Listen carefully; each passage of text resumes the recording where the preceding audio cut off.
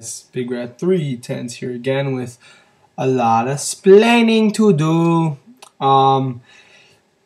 Basically, this is the gist of it. Everyone's been asking me, where's the Sanders Robin interview? Where's the Sanders Robin interview? Why haven't you been making that many videos? Why haven't you been making that many videos? Okay. For those who do not know, I am a senior in high school now. And for those who do not know, those who have been through what I've been through over the past few years, applying for college fucking sucks. It's a horrible, horrible process. It's very long, very redundant. There's many schools you want to apply to. You probably have to take your several standardized tests again. And it has absolutely destroyed my life over the past 2 weeks. It has absolutely killed me. Like, killed me. And I'm sorry that I haven't had the time to make videos. I've just been really dead. That's why it took me so long to edit the trademark video. That's why, you know, I've just been constantly just swamped with work. And I just had a lot of things going in my life. Ooh, got my ring ceremony. But so yeah, everything's just been piling on and piling on and piling on. My school ring, by the way. Everything's just been piling on. It's just been rough. The first few months of the school year, I had to work on my senior skit. Like, really, I've just been swamped with work. But I am freer, if that's a word. I mean, I'm still not done. I only applied for my early action schools. I'm still applying regular decision to some schools, and those are due in, I think, a month or two. So I'm not going to be finished. This work is going to continue. I'm going to continue to get more work.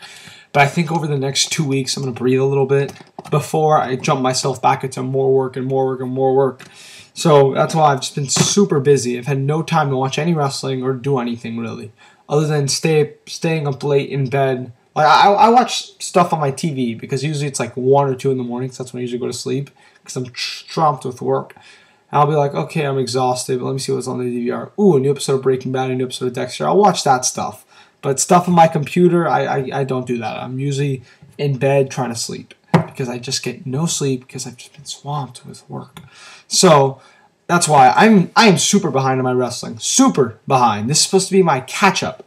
Let me show you what my next All Sides of the Wrestling World is going to include. Hell in a Cell, Hardcore Justice, No Surrender, All-Star Weekend Night 1, Night 2, PWG 8, Evolve 9, Dragon Gate USA Open the Ultimate Gate, CZW New Heights, and CZW A Tangled Web. And guess what? I haven't seen any of those things. Not one. Because I've just been working and working and working. And over this past weekend, I caught up on a lot of stuff, Ring of Honor and Chikara related. But for the Ring of Honor shows, like I saw Tag Team Turmoil and No Escape like last week or the week before. I think I saw it 2 weeks ago before all this work piled on, but I haven't had time to review it. So I was waiting and waiting and waiting. And then I thought, okay, I'll review it when the TV show starts. But I didn't have time to watch the TV show. So I thought, okay, once I see the TV shows, then I'll review that. And then the Chikara stuff came in. I'll be like, okay, I'll review that. Blah, blah, blah. It just kept piling on. So finally I'm here to play catch-up. The interview was saying, oh, but I never finished my first point.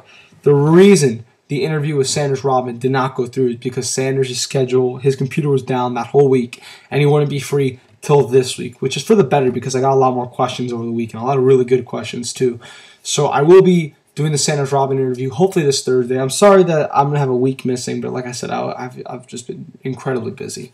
So but I promise this week I will do the Sanders Robin interview on Thursday. That's my goal. My goal is to do it Thursday, edit it immediately, and upload it Thursday night. That is the goal. Do not know if that's the reality yet. We will see. But I do have a lot of great questions for Sanders, and I'm looking forward to that interview. All right, so let's play catch-up, shall we? Ring of Honor and Chikara. Very interesting news and notes. I have several DVDs here. Bam. Yeah. I've had Best in the World for I think almost 2 months. I've had these shows for a long time. So let's get started. Shall we start with Ring of Honor, since that's what everyone likes to talk about? Best in the World. Okay. I was at Best in the World. And at the show, I mean, I'd have to watch my live review over again, but I could have sworn I said I thought the show was great. I really liked it. Awesome show, a lot of fun. But I did complain about the undercard live. I thought the undercard was very weak live. It didn't really get me excited for the rest of the show. And I also really complained about the tag match, which I really hated live. I just thought it was no good. Not that it was no good, but it could have been so much more, and they fucked it up. Or they could have done a Briscoes, All Night Express, Kings of Wrestling, World's Greatest Tag Team. They could have done any sort of matches between those two, but they fucked it up. So I was really upset with that. And I just thought the match didn't come off that well. I thought it should have came off so much better. But on DVD, I'll have a slightly different perspective. But anyways, that's what I thought live. I thought the post-match segment with Kevin Steen was awesome. And I thought the main event was great live, but I didn't think it was like this match of the year candidate. Maybe I said in my review because of the rush, but live I thought that was a damn great match. But I didn't think it was like 5 stars or anything. And then I saw it on DVD, and well, I wasn't wrong. I had throughout the whole show, I had very much of the same thoughts watching the DVD as I did live. Everything kind of translated the same. There's a few stuff that didn't come off as well, and we'll get into those. But let's start off with Generation Me versus Adam Cole and Kyle O'Reilly. I thought this was really good because it was a total blatant spot fest. They both knew in going, okay, you know what? We know what we're supposed to do. We know what the crowd wants us to do. Let's just bam. And it was just bam, bam, bam, bam, bam, bam, bam for only 7 minutes. Now, a lot of people's gripes with more modern Ring of Honor Day spotty matches is that they go on way too long. And that it doesn't make sense for wrestlers to trade spots like that for like 15, 20 minutes. This match only went 6 minutes, so that argument is a moot point. It only went 6 minutes. Boom, boom, boom, boom, boom, spots. Like, I know some people are complaining, why wasn't it longer? Really? Would you really, instead of it going 6 minutes, you'd rather see it go 10 minutes with the extra 4 minutes coming from the Young Bucks working over Adam Cole? Is that really that much more enthralling of a match to you? Not saying it's worse, but in my opinion, it's not that much better. In fact, in my opinion, the fact that it was almost non-stop action made a match come off better. Live, I love this match. It was my second favorite match of the night. And on DVD, I still say it's the second best match in this whole show. I truly, truly believe that. Tommaso Ciampa versus Colt Cabana. This came off a lot better on DVD in my opinion. I kind of like this match actually. 2.5. Live I thought it was like, yeah, average. On DVD I'm like, you know, a lot better. Jay Lethal, Mike Bennett. This came off a lot better live. I was very disappointed actually seeing this on DVD. I was going to give it 2.5, but I bumped it up because of Lethal's return to Ring of Honor. Kind of had more of an importance behind it. But the match itself, I was very disappointed with it. I was just like, This wasn't what I remembered. Live, I thought the match was good. Live, I thought this was the best match on the undercard. But I guess I was wrong. It was just, average. Average. Next, we got Homicide versus Rhino. This came off better on DVD, but it was still no buys. I've been wrong 3 times now whenever I go to Ring of Honor shows. There's always a match that I think has the potential to be really, really good to great, and it doesn't follow up on it. Homicide versus Christopher Daniels from Final Battle comes to mind. Homicide Rhino from here, and El Generico versus Jimmy Jacobs from Death Before Dishonor. 3 matches that I thought going into the show, these could be really, really good to great matches, and they end up being barely good, if that. And this match was, like live, I just thought this was like, blah. And on DVD, I thought this was blah. I thought it was very garbagey at points. It didn't really flow very well. It was just okay. I mean, the Cabana match, it has a lower rating than the next 2 matches, but the Cabana match was a lot shorter. But these 2 more matches had a little more storyline behind them. Like the Homicide Rhino match, like the Jay Lethal return, but these next 2 matches just didn't have a proper flow, in my opinion. Steve Corino versus Michael Elgin. I didn't like this very much at all. Worst match on the show.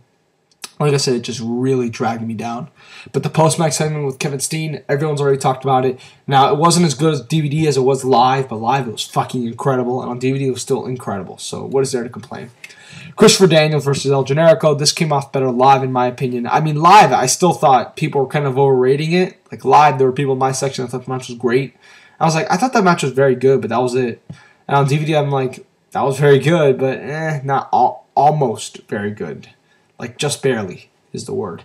I still thought it was really good, but like I said, most people know I think Christopher Daniels, I think the guy's great. I've had a complete change of opinion on him over the past few months with his performance in Ring of Honor. Maybe it was the feud with Eddie Edwards, the feud with Davey Richards, the stuff with, not with Roderick.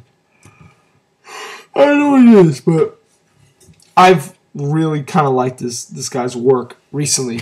But I still think that he's not the guy that can be like one of the best in the company. And I still don't think he's the type of guy that you can put him out there with anybody and he can have a great match like you can with Davey Richards. Like you almost pretty much can with Eddie Edwards.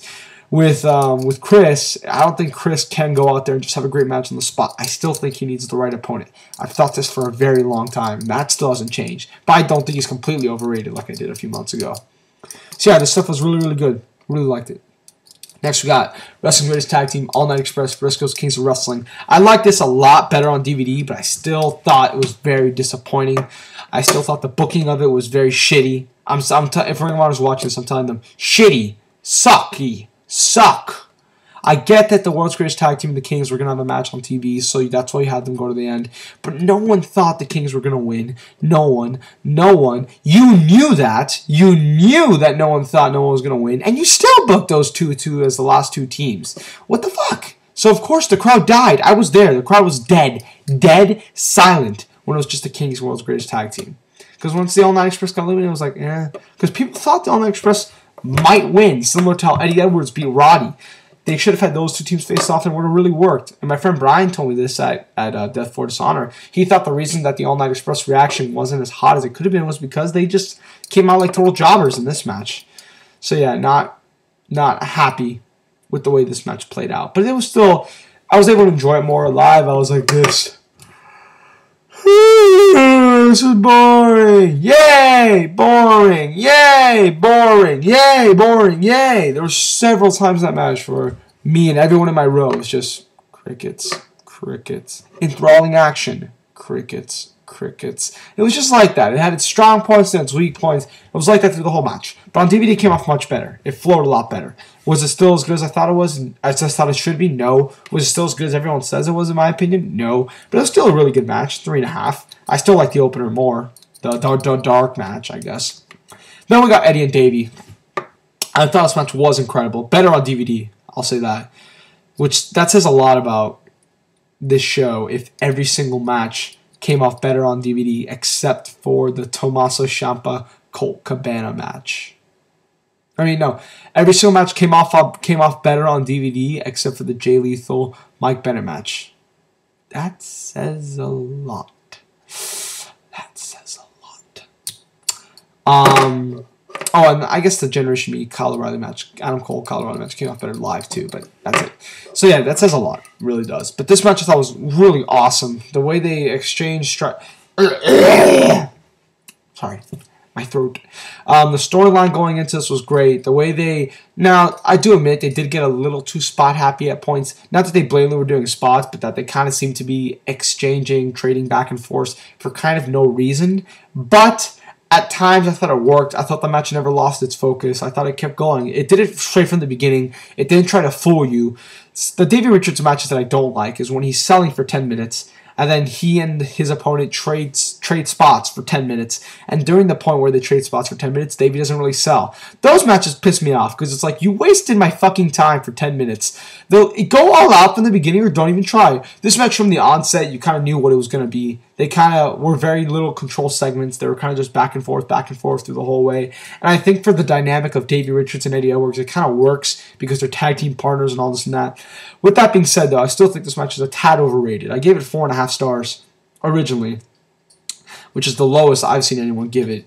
Well, besides AMC and 1, who's going to give it 2 3/4 stars, but that's for a completely different reason. But I still thought it was awesome, and like I said, I was there. I could feel the emotion in the building. So if you're saying that this match didn't have it, you're wrong. I'm sorry. I was there. It did. And but the thing was, I was thinking of bumping it to 4 3/4, but I had a bunch of people on Twitter tell me this, and it's a very good point. That ending was the most emotional part of pro wrestling in years.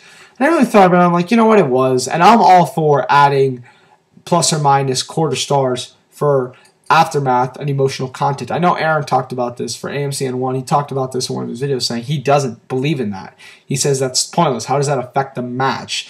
Well, to me, I think when people do that, they're treating it more like a segment. Like they're saying this whole presentation I was given, I give it this rating because it adds the match, the aftermath, the feud. I don't think people are grading just the pro wrestling match. For me, at least, I try to grade the whole segment that I'm presented. The aftermath, everything. If the aftermath added a lot to how I view the match in retrospect, I view this match a lot more in a better light because of that ending. because that payoff maybe go back to the build, maybe go back to the emotional content and how important that match was for Davey. It maybe go back to the match, and therefore it added to the match, in my opinion. Now, there are many matches where I agree it doesn't add anything. Like, probably Davey Richards, Kenny King. That's a good example from Big Bang. Christopher Daniels came out, and that was a big, huge surprise. And I know a lot of people who gave the Davey Richards Kenny King match a higher rating because of that Christopher Daniels surprise. But really, the Christopher Daniels thing didn't add anything to the match. It was just a nice surprise. It didn't add really anything to the match. I just thought, wow, okay, the match was really good, but it's not great just because Christopher Daniels came out. It's not related to the match. It doesn't brighten my retrospect on the match.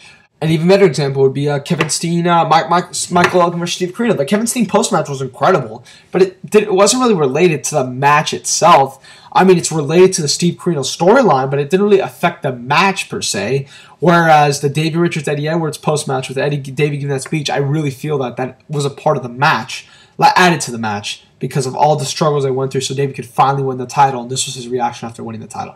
That's why I think it's fair. So I decided to add a quarter star to the rating of that match. So I gave it 4 3/4. Where's the ranked match of the year? I have it as number 3, I think. I have it behind Mercedes Martinez and Angel Orsini and John Cena CM Punk. And once I see Eddie Edwards and Roderick Strong again from Death Before Dishonor, we'll talk about Death Before Dishonor. But that match, live, I thought that match was 5 stars. I really did. Live, I thought that match was absolutely incredible. So if I see that on DVD, I might have a change of opinion, but we will see. All right, Tag Team Turmoil. The show is really good. I've seen a lot of people crap on it. I thought it was really enjoyable. A lot of fun stuff. It's like a lot of people have called this a Ring of Honor house show, and in many ways it kind of is that. It's kind of like nothing important is on the line. I mean, Adam Cole and Kyle O'Reilly won a title shot, but it's like in those WWE house shows where a mid-carder wins a title shot and has the title shot later in the show or the next day, and it means nothing. We all know Adam Cole and Kyle O'Reilly are not beating the World's Greatest Tag Team on November 6th, I think. We all know it's not going to happen. Now, can the All Night Express do it? I'm 10% sure. Very small. Before the tapings, before the second set of tapings, I was like 20% sure, but after the second set of tapings, I'm like, okay, I'm 10% sure. But I 0 for Adam and Kyle. So that's why this is kind of very house show feel, but it's still a lot of fun. The opener I thought was really good. The Bravados Briscoes match, I thought was a fine short match. The Kenny King versus Mike Bennett match, I goddamn hated this finish. This finish was worse than the Chris Hero El Generico one from Supercard of Honor 6. It was so stupid. Mike Bennett uses the tights. It's not like the ropes. The ropes I can kind of see because that's more reference as cheating. And the tights is too, but all my life while watching pro wrestling, ever since I started back in 2002, I was like, is the tights really that big of a deal? Like pulling the tights? Has anyone ever been disqualified for pulling the tights? Has anyone ever, has the ref ever stopped the guy from pulling his tights? Like, the ref has stopped a pin attempt when a guy's using the ropes. I've seen that happen before. I haven't really seen a ref go, hey, stop grabbing his trunks. I've always thought that as considered cheating is kind of cheap. I never really bought into that. And the fact that that's how they finished this match, not only did the referee disqualify, not only did the referee want to take away the win from Mike Bennett, he actually awarded Kenny King the win. Like he said, Kenny King, you're the winner because you grabbed your tights. So goddamn stupid. Stupid. It would be one thing if this was the first time. No, they did this back in June and it didn't work. In May, the crowd was booing them. The crowd was booing this decision to change the result of the match because someone slightly cheated. It's just so stupid. And I hated it here. I hated it. 2 1/4. Wrestling's Greatest Tag Team, Cabana and Generico. This match got a lot of flack, but I think it was heavily edited because I didn't really notice that much botching from Shelton. So, but live I heard there were several complaints that he botched like the last 10 moves. I didn't really see that here. I saw him botch like the finish. I think that was it though. So this was heavily edited for a good thing because I thought the match was pretty good. Cole and O'Reilly, Bravados, really good. Not their best match. Their best match still, in my opinion, is their match at Supercard of Honor 6. That match. Rhett Titus versus Mike Bennett. This is all because Chris Hero couldn't show up, which is a shame because I thought he and Rhett would have had a very interesting matchup. But Mike, the gimmick was Mike cheated to beat Kenny, so he was going to fight again to fight Rhett, and I think Rhett won this time. It was a good match. The main event is awesome. American Wolves versus House of Truth. Although I think it's a little overrated. And like I said, it's a very house show main event. It's like nothing, there's nothing of line in this match. It has no importance whatsoever, whereas the no escape match did have importance. This match was just like, this match doesn't matter at all, so my care level was not really there. I paid attention to all the spots and everything, but it was just like the match didn't affect me that well because, well, like I said, you know, it's kind of unimportant. So 4.25 stars for that. Plus, check it's 7.5. It's pretty enjoyable. Has a great main event. No Escape. I think this is a very underrated show. I think the show's pretty damn great, actually. Bennett and Ridge, fun squash to open the show. Kenny and Mark and Rhett and Jay. I've never been a fan of these All Night Express Briscoes singles matches. I didn't really like them back at Death Before Dishonor 8, I think, or Death Before Dishonor 9. Or no, Glory by Honor 9. Glory by Honor 9. I wasn't really a fan of it then, and I wasn't really a fan of it now either. I still think that it was just kind of average. The tag partners gimmick, handcuffed to the ring post gimmick, it was fine, whatever. American Wolves vs. Colt and O'Reilly. This match was fucking awesome. Awesome match. I love this match. This was absolutely tremendous. And it was made even better by the Davey Richards, Kyle O'Reilly dynamic. Now, I will admit, the spot match probably went a spot too far. Like, I think the spot before the finish, I was like, oh, this match has already peaked. But then they ended it like a second later, so it wasn't that big of a deal.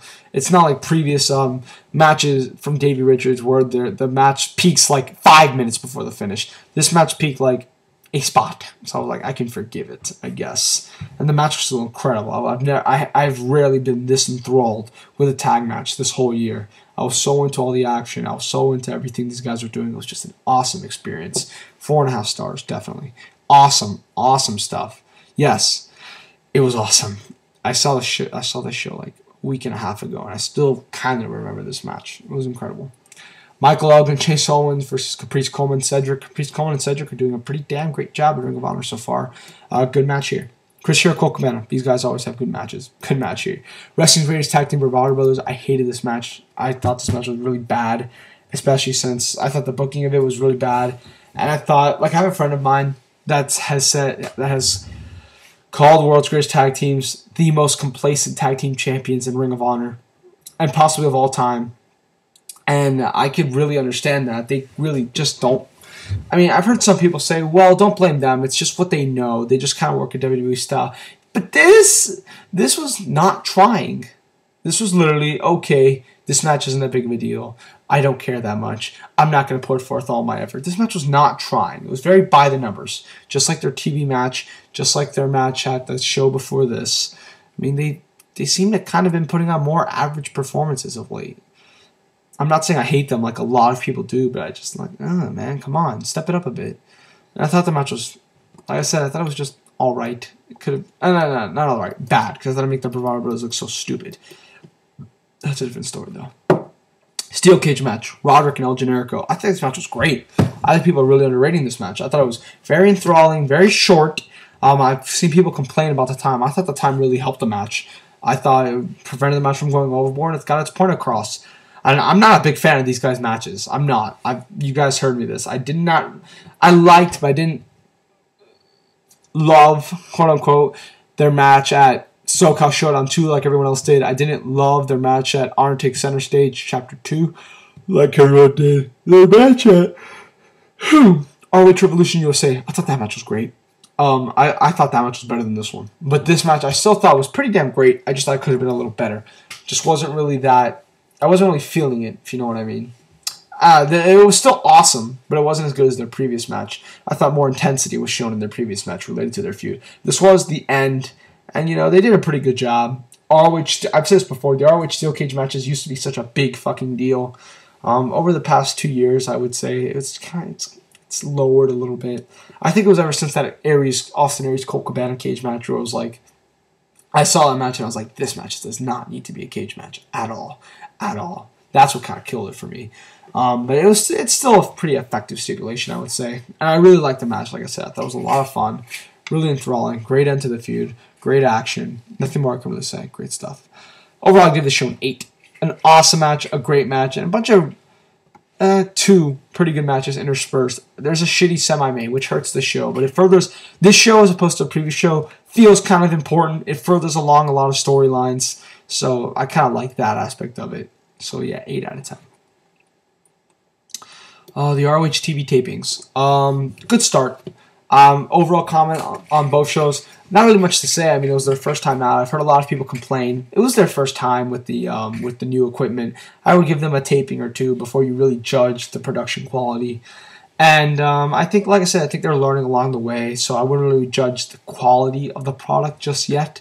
I think the stuff they've done so far is fine. I've already heard some people complain, but I think everything they're doing is fine. Like I said, I don't think you can effectively judge their TV, their Sinclair Broadcasting Group debut until like 6 months down the line. That's my opinion.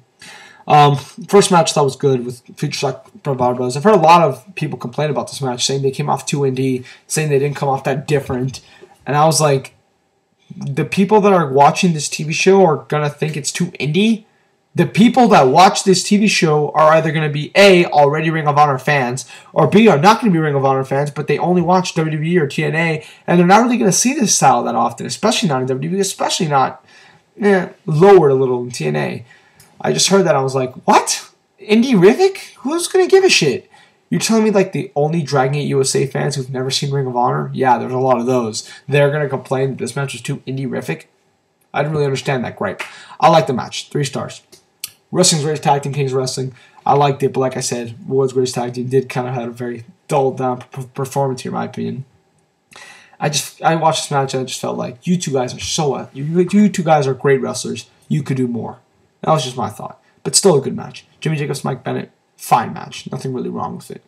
El Generico, Jay Lethal, really, really good stuff. I like the last when they restarted the match and had like the 3 more minutes gimmick. That was awesome. They had a really, really fun match after that. So yeah, overall, I'd just say good start. Don't really want to complain much. Alright, Chikara. I'm dead tired. These Chikara shows kind of made me a little upset. The first one, night 1. After I saw the show, I was a little upset, but then I kind of thought about it. Oh, I almost fell there. After I kind of thought about it for a little bit, I was like, you know what? It's the day before the New York show. The day before the New York show usually isn't very good. What was the worst Chikara show this year, in my opinion? Operation Big Freeze was the day before their last New York show, and that show sucked, and the New York show was awesome. So I'm like, okay, you know what? This show's not going to be very good, and the next show is going to be awesome. We will see what happened there. As far as this show, I will say this. I don't know if I want to spoil this or not, but the Throwbacks Destiny to get 3 points over these 2 nights was ridiculous. I was so into both matches, including jumping out of my chair at certain spots. Like jumping out of my chair, lifting my hands up and going, yay! Yay! I was going batshit crazy whenever they would do the slightest things, which is why they're my favorite tag team in Chikara and probably in all of pro wrestling right now. Sugar Dunkerton, if you're watching this, you're awesome. Dash Hatfield, if you're watching this, you're awesome. You guys are my favorite team, and I was going batshit crazy just praying for you guys to win 3 points. The opener was fine match. Johnny and Martian Rocket, good match. A little too indie-rific in my opinion. I think this is the type of match that I can go to an AIW show and see the exact same thing. Maybe it's because of the talent involved, but I was just like, I could see this anywhere. This match isn't that special. It was still good. Next we get to the 10-man indie tag match. This match was ridiculous. This match was the best match of the night. It was really, really fun, really, really fast-paced. Went on way too long. A lot of these guys in this match were kind of green. It had some problems. It did kind of go overboard at one point. Almost to the point that I wasn't really feeling the match. But then I thought to myself, you know what? This is a 10-man indie match. This is a match where these guys are trying to get over. And so it really doesn't matter. They're trying to get over. This is especially where I've called in the pro wrestling the checklist pro wrestling bullshit of like telling all the stuff of like following the right aesthetics of a pro wrestling match. In this match, I'm like, are you kidding me? It doesn't matter what the fuck these guys do. These are indie geeks. Let them try to get over. And they did that. The crowd was more into this match than any other match on the show. So, yes, it did go overboard at one point. Yes, it was a little too spot happy at one point, but I didn't give a shit because these were guys trying to make a name for themselves. And damn it, I remembered most of them. There were certain character narratives in the match. I could tell you who the babyface was, who the heel was, who was the dick, who was the jock, who was the asshole, who was the weird guy, who was the nice guy. I could tell you that because of the short character narratives in this match. So yes, a lot of people might complain about the overdosing at one point, but really, I didn't care. These are guys trying to make a name for themselves, and damn it, they did, in my opinion, and they all did a damn great job. 3.25 stars. Then Gerard Jigsaw, I like this match as well. 3.25 stars, nothing much more to say. I really like Jigsaw a lot. Chuck Taylor Ophidian, another good match, nothing really special to it. Kind of moved on. Aries Sarah Del Rey. This match made me kind of upset because they treated it like a blow-off in the Sarah Del Rey just leaving the BDK storyline, which was the biggest storyline in Chikara this whole year. And this was my payoff. We'll talk about Claudio Castagnoli a little bit. So yeah, this match was just fine, I guess. My Quackenbush Icarus, very disappointing. It only got like 7 minutes. It's a 12 large summit match. The 12 large summit matches this year in Chikara have been damn fine, great matches. So I was really looking forward to every time there's a 12 large summit match. And this match just kind of disappointed me. It was very short. Icarus kind of looked like a geek. Not saying that he lost. He didn't necessarily lose the match because of that. But I'm not saying he lost the match, but I'm just saying that in the beginnings of this match, he just looked kind of, he didn't look like Chikara world champion. So yeah, I mean, granted, he is a goofy character, so it's probably a silly complaint to have. The match was just alright. Colony BDK, very disappointing main event. Wasn't really into this one at all. Very sloppy, which I've never said is that big of a deal, but when it really like affects the flow of the match, like when big important spots are coming to turn the tide of the match, and there's a botch, it's like, ugh, you just kind of kill that. And then there's a botch right before the finish. I mean, it was almost too sloppy. I love Jacob Hammermeyer, but I think he is a little green. That's just my opinion. And like I said, I thought the match was fine, but too sloppy. Too sloppy where it hurt the flow of the match, for me at least. And like I said, I just really didn't care that much about this. This is your definition of a goddamn house show match. This match meant absolutely nothing. Other than Green Ann and Tursus are in the same ring, this match meant absolutely nothing. 2.75. That was pretty much a whole problem with the show. The whole show was kind of a house show.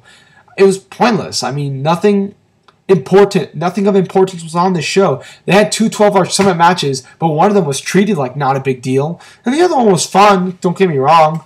And the Aries Sarah Del Rey match, I was just like, this match shouldn't be on this show. Please tell me these guys are going to have another match. Why is this my payoff for Sarah Del Rey versus the BDK? This shouldn't be my payoff. But like I said, we'll talk about Claudio Castagnoli later. So it just kind of felt important, like especially the Chuck Taylor Ophidian, John Gargano, Marche Rocket matches. I was just like, these matches aren't a big deal. These are bleh matches, and the match quality isn't that hot. Matches 2 through 6 are all good matches, but like I said, a lot of them are just, they're pointless. Even the indie match, which I really like that match was kind of pointless. No, my care level was very low to the Chikara show compared to most. There was almost no storyline advancement. Very skippable show in my opinion. In fact, I think this is one of the most skippable shows of the year. At least Operation Big Freeze had that stuff in the main event with Tim Donst and Sarah Del Rey. That was something. This was probably the most skippable Chikara show of the year. I love Chikara. They've treated me well. They've given me tremendous shows. They've commented on my videos. They've posted my videos on their Facebook page. But I don't think this video will get posted on their Facebook page. But this show I was not happy with. I'm sorry, Chikara. I'm just giving you my honest opinion. I get it. Before the New York shows, they kind of calmed down a bit. But this show could have been a lot better. Just in my opinion. With the talent involved, this could have been a lot better. And yeah, the Mike Quackenbush Icarus match, that should have been a lot better. 12 large summit matches they need to be a lot better than that. Chikara, martyr yourself to caution. Okay, now I went into this show thinking, okay, well, this show's going to be awesome. And it started out on that path, but it never really fully went through, in my opinion. Sarah Del Rey versus Ophidian. I thought this was a very good opener. One of the better Chikara openers of the year, in my opinion. Really fun. This is the standard that 12 large summit matches should be held to. A fast-paced action, enjoyable near falls, believable finishes. This was the expectation, and I thought it worked really well. Throwbacks versus the Colony. Like I said, throwbacks are my favorite team in Chikara. I was going crazy during this match as well. Great job, throwbacks, throughout this whole match. And I don't want to give away the finish, but it all went so well. The way the finish came, I was like, wow, damn. So it was just all great stuff. Gregory Iron Icarus, very disappointing match. I was really upset with this match after I watched it, but then I read the Chikara blogs, and whoop-de-doo, Gregory Iron has a horribly sprained ankle, which makes a lot of sense, actually, because I can kind of see it in this match. So this match wasn't as good as I thought it would be, and I think they're building to a fourth match, which I can understand after this match. You know, Gregory was hurt. So they kind of want to do it again. I can understand that. But the match was still fine for what it was. Props to Greg for going out there with an injury. Young Bucks versus the BDK. I really love the Young Bucks in Chikara. I love the Young Bucks in Chikara. Love them, love them, love them, love them. And this match was so much fun. Really, really good. Aries, Marche, Rockets. Match was alright. It was just average, in my opinion. Not really much to say. Spectral Envoy, Ultramantis Black, Hollow Wicked, Frightmare, and yes, I'm going to ruin this. Spoiler alert, turn off the video now if you don't want to know. Crossbones versus the Dark Army of Sin Bodhi, Oberion, Kadama, and Cobalt. This was a really, really good match. This match was just chaos. Pretty much, it was like a tag match. It was like the best way I can describe this. It was an 8-man tag match with Incoherence and Oberion and Kadama working most of the match, and everybody else just brawling around ringside. That's what it was. Instead of a tag match with people on the apron, it was just 2 people in the ring, everyone else was brawling on the ringside. Then another person comes in, then another person comes in. That's what it was. Start to finish, the whole match. And it worked, in my opinion. Especially given the feud that these two teams have, the hatred. I bought it. It really, really worked. My only gripe, and this gripe is very minor. This was a long time coming. I think this might be the end of this storyline. And this storyline's been building for a year. And it's been great. Don't get me wrong. It's been building for a long time. I think this probably should have main evented this show. Or if not this show, another show. I thought this definitely was main event worthy. Not third from the top. Because it kind of was a big storyline in Chikara. And this was the payoff. And the Crossbones return was a big deal. So I thought definitely this should have... I thought it should have main evented the show. That's just my opinion. But yeah, really, really good match. Mike Quackenbush and Jigsaw versus F.I.S.T. This match kind of upset me. This was a damn fine match, but it only went 10 minutes. That bothered me. Now, when Mike Quackenbush and Jigsaw won the titles from Claudio Castagnoli and Aries back in December, that match only went 9 minutes. But because of the way they booked the match, it came off so awesome, and the match was a 4-star match in my opinion. This match, the way it was booked, I was leaving the match like, that's it, I want more. The match was going along so well. This match I thought could have been so awesome. If this match was the main event and given 18 minutes, this could have been one damn hell of a match. But they only gave it 11, and it was still a really, really good match. It was still the second... I'd have to watch the Spectral Envoy match again, but I think this was the match of the night. And it only went 11 minutes. If it got the full time, I thought it truly could have been something special. But it was still really, really good for what it was. A lot of great action. Johnny Gargano and Chuck Taylor are just so great. And Mike Quackenbush and Jigsaw. 2 of my top 5 favorite wrestlers in all pro wrestling are in this match. And if I had a top 10, I guarantee you Jigsaw would be in the top 10. And Chuck Taylor wouldn't be far behind. So yeah, really good stuff. I just wish it went a little longer. Next we get Eddie Kingston versus Fire Ant. Okay, I get why this main evented the show.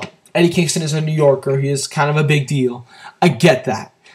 Though I didn't think this match was as good as the previous 2 matches. I thought it was really, really good. They gave it a shitload of time. It got 22 minutes. They gave them the time to have an absolutely incredible pro wrestling match. And in my opinion, it just wasn't. In my opinion, you can't give Eddie Kingston. I love Eddie Kingston. I love Eddie Kingston. In my booking league that I'm in, Eddie Kingston's my champion. I love Eddie Kingston. I just don't think this is the type of match. This is the type of dynamic where he has a great match. I think, in my personal opinion, if there were more intensity and the match was cut down to 12 minutes, it would have been even better. But granted, Fire Ant really isn't the opponent for that. But still, I thought this could have just came off so much better. I just thought it went on too long. It kind of dragged. And Eddie and Fire Ant are both great guys, but this could have been so much better. It was still a really good match. Some good near falls towards the end, but I just thought this match could have been so much more. So with that, I give the show 7.75.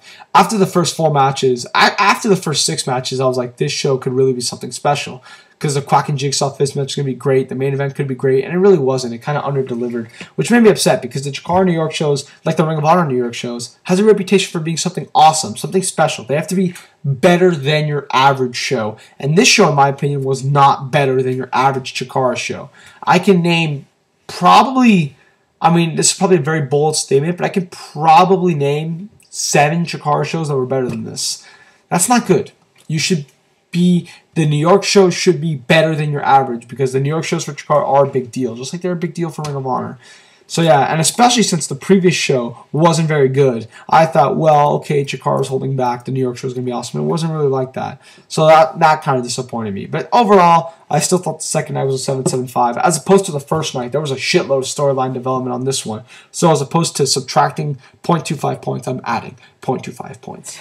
So yeah, 6.5 for the Odyssey of the 12 Tallies, man. 7.75 Marty Self to Caution. 8 for Best in the World. 7.5 Tag Team Turmoil. 8 No Escape. No Escape is probably the best show of all the shows I reviewed. And the Ring of Honor taping is a good start. That is it for me. The Sanders Robin interview will be this Thursday. You can keep sending questions if you want. I've already got a lot of good ones. But if you want to keep sending one, fine by me. All right? I'm Big Red 310. Come on, guys. Goodbye. One last thing. Claudio Castagnoli. It sucks that he had to leave Chikara. I think Chikara took the approach, hey, he's going to leave. Instead of just rushing this feud with Eddie Kingston and making it not mean as much, let's just move on. And I think that's what they did because they didn't really have a blow-off with Claudio and Eddie like I thought they would. He was at Young Lions Cup, but Eddie, I think because the Hurricane couldn't make the show, very unfortunate. We really never, it was just bad timing, bad luck that we never got our blow-off with Eddie and Claudio. Hey, you never know what happens to pro wrestling. Maybe we'll see it one day. Who knows? But I understand Chikara trying to take the approach of, what could we do? So that I feel kind of hurt these two shows. I thought Claudio on these shows could have made them a lot better. But yeah, very earthy thing. All right, guys.